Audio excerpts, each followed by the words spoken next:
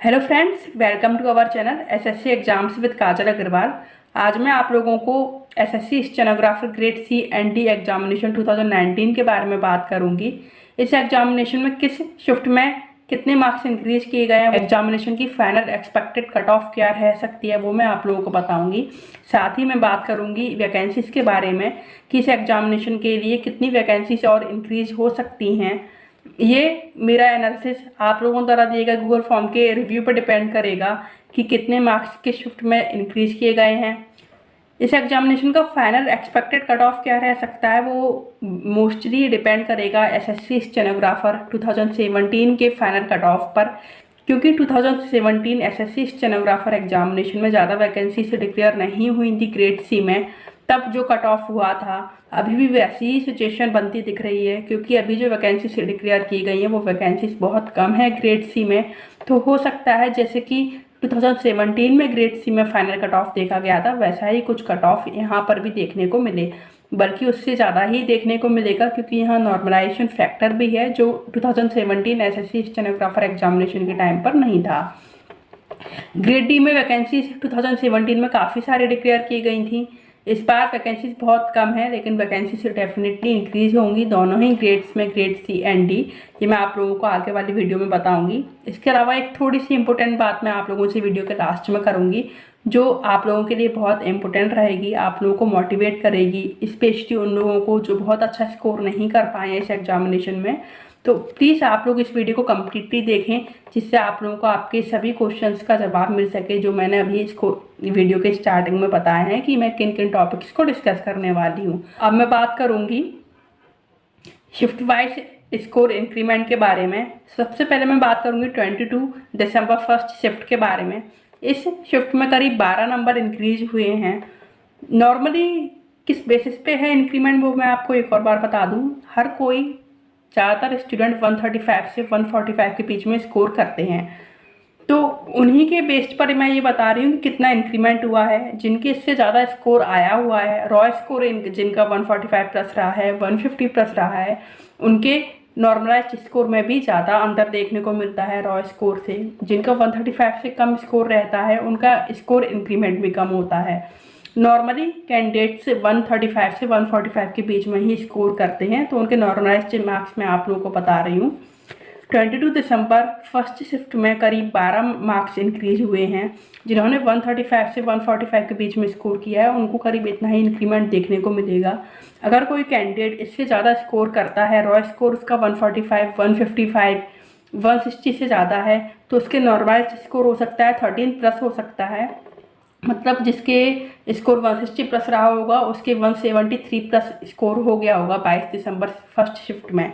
22 दिसंबर second shift को मैं skip ही करना चाहूँगी, क्योंकि इस शिफ्ट में स्कोर इंक्रीमेंट नहीं हुआ है। जिनके 120 से कम मार्क्स थे, 125 से कम मार्क्स थे, उनका स्कोर डिक्रीज हुआ है 0.5 या 0.1 या फिर 1 मार्क्स, लेकिन उनके स्कोर में इंक्रीमेंट बहुत कम देखने को मिला। जिन्होंने 160 प्लस 165 प्लस स्कोर किया था इस शिफ्ट में, उनकी मुश्किल से 1 मार्क इंक्रीज हुआ है या 1.5 मार्क्स इंक्रीज हुए हैं। जिन्होंने 130 से 160 के बीच में स्कोर किया उनके मार्क्स में इंक्रीमेंट देखने को मिला है मुश्किल से 0.5 का। मैं आप लोगों को एक मोटा मोटा आंकड़ा बता रही हूँ, एग्जैक्टली डिटेल आप लोगों को नहीं दे रही हूँ पर कैंडिडेट, क्योंकि ये पॉसिबल नहीं है एक वीडियो में पर कैंडिडेट की डिटेल दे पाना। मैं आप लोगों को एक रिव्यू बता रही हूँ कि किस शिफ्ट में कितना स्कोर इंक्रीमेंट हुआ है। 23 दिसंबर फर्स्ट शिफ्ट में 15 से 16 मार्क्स इंक्रीज किए गए हैं। ज़्यादातर कैंडिडेट्स के 15 मार्क्स इंक्रीज हुए हैं। कुछ एक कैंडिडेट्स जिन्होंने 160 प्लस स्कोर किया हुआ है उनके 16 मार्क्स तक इंक्रीज हुए हैं शिफ्ट में। 23 दिसंबर सेकंड शिफ्ट में 10 से 11 मार्क्स इंक्रीज हुए हैं। कुछ कैंडिडेट्स के केवल 8 मार्क्स इंक्रीज हुए हैं। जिनका 135 से कम स्कोर रहा होगा उनके कम मार्क्स इंक्रीज हुए हैं। जिनका 160 प्लस रहा हो उनके 11 मार्क्स इंक्रीज हुए हैं। जिनका 130 से 160 के बीच में स्कोर गया है उनके करीब 10 मार्क्स इस शिफ्ट में इंक्रीज किए गए हैं। 24 दिसंबर फर्स्ट शिफ्ट में 12 से 13 मार्क्स इंक्रीज हुए हैं। ज़्यादातर कैंडिडेट्स के इस शिफ्ट में 12 मार्क्स इंक्रीज हुए हैं। कुछ एक कैंडिडेट ने जिन्होंने रॉ स्कोर अच्छा किया था उनके 13 मार्क्स 24 दिसंबर फर्स्ट शिफ्ट में इंक्रीज किए गए हैं। 24 दिसंबर सेकंड शिफ्ट में 11 से 13 मार्क्स इंक्रीज हुए हैं। यहाँ मैंने जितने लोगों का एनालिसिस किया उसमें से 24 दिसंबर सेकंड शिफ्ट में 1-2 लोगों के 13 मार्क्स इंक्रीज हुए हैं, बाकी सभी के नॉर्मली 11 मार्क्स इंक्रीज हुए हैं। डेफिनेटली जिनका रॉ स्कोर ज़्यादा था उनका नॉर्मलाइज्ड स्कोर 13 मार्क्स तक इंक्रीज हुआ, बाकी कैंडिडेट्स का 11-12 मार्क्स इंक्रीज हुए हैं शिफ्ट में। तो नॉर्मली अगर हम देखें सारे शिफ्ट का एवरेज लेकर चलें, 22 दिसंबर सेकंड शिफ्ट को एक्सेप्शन मान सकते हैं, उसे आप स्किप कर दें तो हर शिफ्ट में 10 से 12 मार्क्स इंक्रीज हुए हैं और 23 दिसंबर फर्स्ट शिफ्ट में 15 से 16 मार्क्स इंक्रीज हुए हैं। यहाँ 22 दिसंबर सेकंड शिफ्ट में उन लोगों को घाटा रहा जिन्होंने अच्छा स्कोर किया और नॉर्मलाइज्ड स्कोर उनका बहुत अच्छा नहीं बढ़ पाया, और 23 दिसंबर फर्स्ट शिफ्ट में 15 से 16 मार्क्स का इंक्रीमेंट देखने को मिला। तो डेफिनेटली उन लोगों को काफ़ी फ़ायदा रहा अपने मार्क्स में, उनका नॉर्मलाइज्ड स्कोर काफ़ी बेटर रहा है। अब मैं बात करती हूँ एक्सपेक्टेड वैकेंसीज़ के बारे में कि कितनी वैकेंसीज इंक्रीज हो सकती हैं। ये SSC stenographer grade C and D examination 2019 का एक कट ऑफ पीडीएफ है जिसमें लिखा हुआ है कैटेगरी वाइज कट ऑफ और कितने कैंडिडेट सेलेक्ट किए गए हैं। इसमें आप लोगों को दिख रहा होगा कि ग्रेड सी में 12 से 15 कैंडिडेट सेलेक्ट किए गए हैं स्किल टेस्ट के लिए। अगर मैं पिछली बार से कंपेयर करूँ तो पिछली बार 473 वैकेंसीज आई थी ग्रेड सी में और करीब 10,000 लोगों को बुलाया गया था स्किल टेस्ट देने के लिए, मतलब करीब 20 गुना लोगों को इन्वाइट किया गया था फॉर द स्किल टेस्ट। अगर हम इस बार का कंपैरिजन भी पिछली बार से करें तो हो सकता है 60 वैकेंसीज हो जाएंगी इस बार ग्रेड सी में। अभी 18 वैकेंसीज डिक्लेयर की गई हैं ग्रेड सी में, हो सकता है ये 60 तक चली जाए। अगर पिछली बार का मैथमेटिकल फार्मूला इस बार भी अप्लाई हो जाता है तो करीब 60 वैकेंसीज ग्रेड सी में हो जाएंगी। पिछली बार 473 वैकेंसीज आई थी, 10,000 लोग गए थे स्किल टेस्ट के लिए। इस बार 12 से 15 लोग स्किल टेस्ट के लिए जाएंगे तो हो सकता है 60 वैकेंसी से हो, अगर 20 गुना लोग सेलेक्ट किए गए हैं इस बार भी स्किल टेस्ट के लिए। ग्रेड डी की बात करें तो ग्रेड डी में पिछली बार 13 गुना कैंडिडेट्स बुलाए गए थे स्किल टेस्ट के लिए। इस बार 7,800 के करीब कैंडिडेट स्किल टेस्ट देने जाएंगे। अगर इस बार का पिछली बार से कंपैरिजन करें तो हो सकता है 600 वैकेंसीज इस बार ग्रेड डी में चली जाएंगी। अगर आप 7,800 का 13 से डिवाइड करेंगे तो 600 निकल कर आता है। मैं यहाँ 13 से डिवाइड इसलिए कर रही हूँ क्योंकि अगर आप लोगों ने थोड़ी बहुत भी मैथमेटिक्स लगाएंगे तो आप लोग देखेंगे पिछली बार करीब 13 गुना लोग बुलाए गए थे स्किल टेस्ट के लिए ग्रेड डी में। करीब 991 मतलब ऑलमोस्ट 1000 वैकेंसीज आई थी ग्रेड डी में। 13,000 कैंडिडेट्स ऑलमोस्ट गए थे स्किल टेस्ट के लिए। इस बार 7,800 कैंडिडेट्स स्किल टेस्ट देने जाएंगे। वैकेंसीज अभी डिक्लेयर की गई हैं 450, ये वैकेंसीज हो सकता है 600 तक पहुंच जाएं। 600 से थोड़ा ज़्यादा ही वैकेंसीज रहेंगी ग्रेड डी में, मतलब करीब 150 वैकेंसीज अभी और इंक्रीज होने के पूरे चांसेस है ग्रेड डी में। ये मैं आप लोगों को स्ट्रांगली कह सकती हूँ कि ग्रेड सी में 60 के करीब वैकेंसीज रहेंगी और ग्रेड डी में 600 के करीब वैकेंसीज रहेंगी। ग्रेड डी में आप लोगों को 600 से ज़्यादा ही वैकेंसीज देखने को मिलेंगी।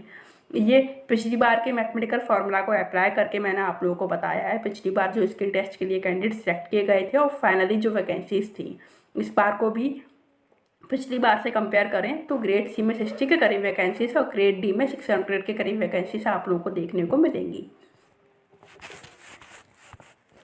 यहाँ मैं ग्रेड सी के फाइनल कट ऑफ की कंपैरिजन ग्रेड सी 2017 के फाइनल कट ऑफ से करूँगी, क्योंकि 2017 में ग्रेड सी में 33 ओवरऑल वैकेंसीज आई थी और कट ऑफ काफ़ी हाई गया था, जबकि उस वक्त नॉर्मलाइजेशन भी नहीं था। इस बार नॉर्मलाइजेशन है तो कट ऑफ डेफिनेटली और भी हाई रहेगा। इस बार करीब 60 वैकेंसीज को मैं मानकर चलती हूँ कि इतनी वैकेंसीज तक जाएगा ग्रेड सी। लेकिन इस कंडीशन में भी यूआर कैटेगरी का कट ऑफ जो अभी 153 है 170 प्लस जा सकता है। ज़्यादातर उन्हीं कैंडिडेट्स के सिलेक्ट होने के चांसेस रहेंगे जिन्होंने 170 प्लस स्कोर किया है ग्रेड सी के लिए। अगर जिनका स्कोर 165 to 170 है वो लकी वन हो सकते हैं कि इस एग्जामिनेशन में ग्रेड सी में सिलेक्ट हो जाएं, अदरवाइज 170 प्लस स्कोर रहने के हाई चांसेस हैं।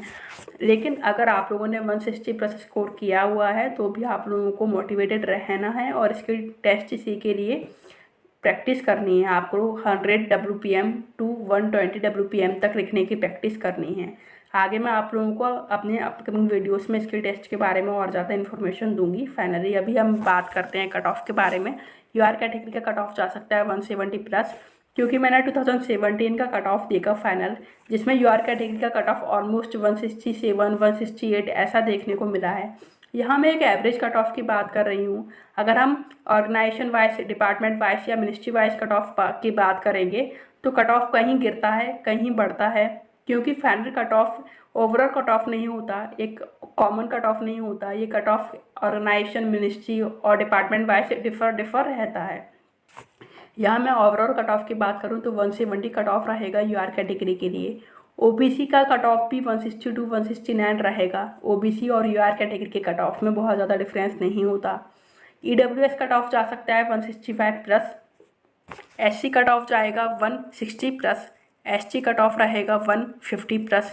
एसटी कैटेगरी का कट ऑफ बहुत ज़्यादा इंक्रीज़ नहीं होता है, अभी भी कट ऑफ 131 है ऑलमोस्ट। ये फाइनल कट ऑफ 150 तक जा सकता है। जिनका एसटी कैटेगरी में 150 प्लस स्कोर है उनके हाई चांसेस है एग्जामिनेशन में सेलेक्ट होने के for grade C. SC category मैंने अभी बताया आप लोगों को 155 प्लस। वीएच कैटेगरी 71 है कट ऑफ। वीएच कैटेगरी में कट ऑफ बहुत ज़्यादा इंक्रीज़ नहीं होता है, इतना ही कट ऑफ रहने वाला है। फाइनल में भी ज़्यादातर यही चांसेस देखा जाता है। ओएच वीएच कैटेगरी में कट ऑफ बहुत ज़्यादा इंक्रीज़ नहीं होता। नेक्स्ट बात करते हैं grade final expected cut off के बारे में। यहाँ मैं आप लोगों को एक एक्सपेक्टेड कट ऑफ बता रही हूँ, एक फाइनल कट ऑफ मैं आप लोगों को डिक्लेयर नहीं कर रही हूँ, लेकिन नॉर्मली यही कट ऑफ हर बार देखा जाता है।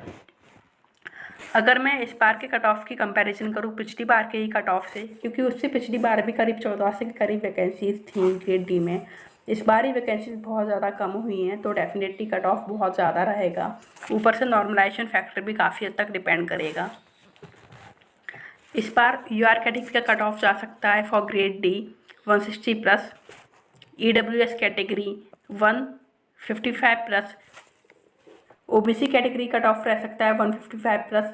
यहाँ आप लोग कट ऑफ नोट करते जाइए। मैं जो कट ऑफ बता रही हूँ, इस वक्त मेरे पास कंप्यूटर नहीं है, अदरवाइज़ मैं आप लोगों को कंप्यूटर पर बाकायदा प्रेजेंटेशन बनाकर शो करती, जिससे आप लोगों को कैटेगरी वाइज सारे कट ऑफ बहुत क्लियर हो जाते। मोबाइल से इतना पॉसिबल नहीं है प्रेजेंटेशन बनाना, बहुत टाइम जाता है इसमें, इसलिए मैंने प्रेजेंटेशन नहीं बनाई है, क्योंकि फिर मैं वीडियो ही अपलोड नहीं कर पाती हूँ बहुत ज़्यादा टाइम कंजप्शन की वजह से। और मेरे पास कंप्यूटर होता तो डेफिनेटली मैं प्रेजेंटेशन के थ्रू आप लोगों को शो करती।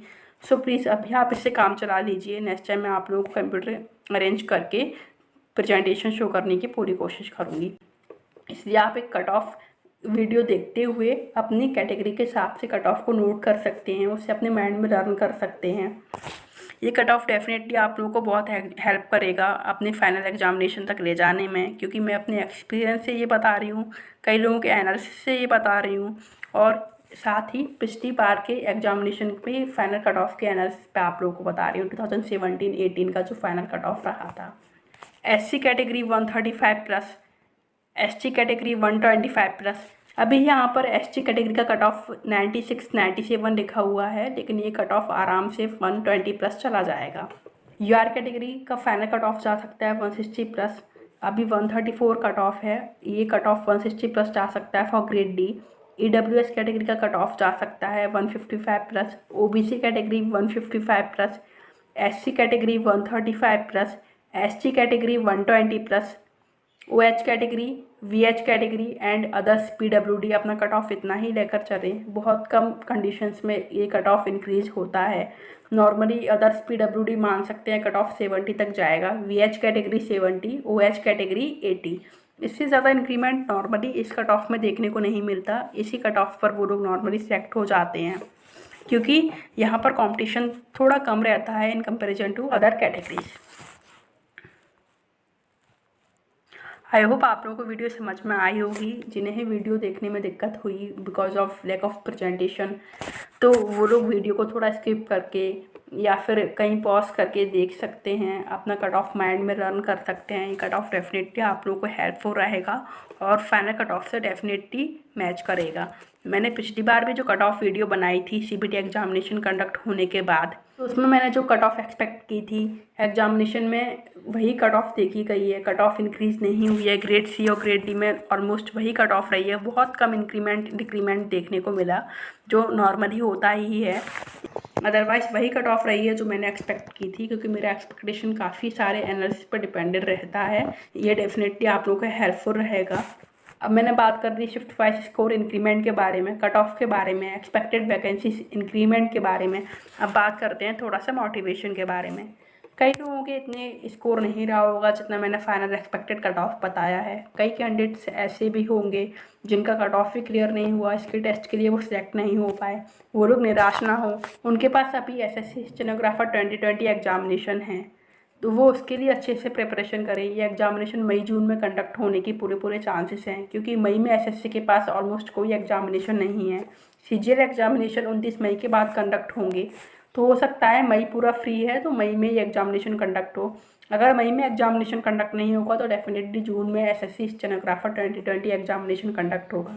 इस एग्जामिनेशन के लिए कैसे आप लोगों को प्रिपरेशन करनी है, क्या आपके डाउट्स हैं वो मैंने पढ़े हैं, उसके लिए जल्दी मैं आप लोगों को स्ट्रेटजी लेकर आऊँगी और वो स्ट्रेटजिकल वीडियो आप लोगों के साथ शेयर करूँगी। If you like the video then please press the like button, press the bell icon, press the subscribe button to be updated with my channel. Thank you for watching the video.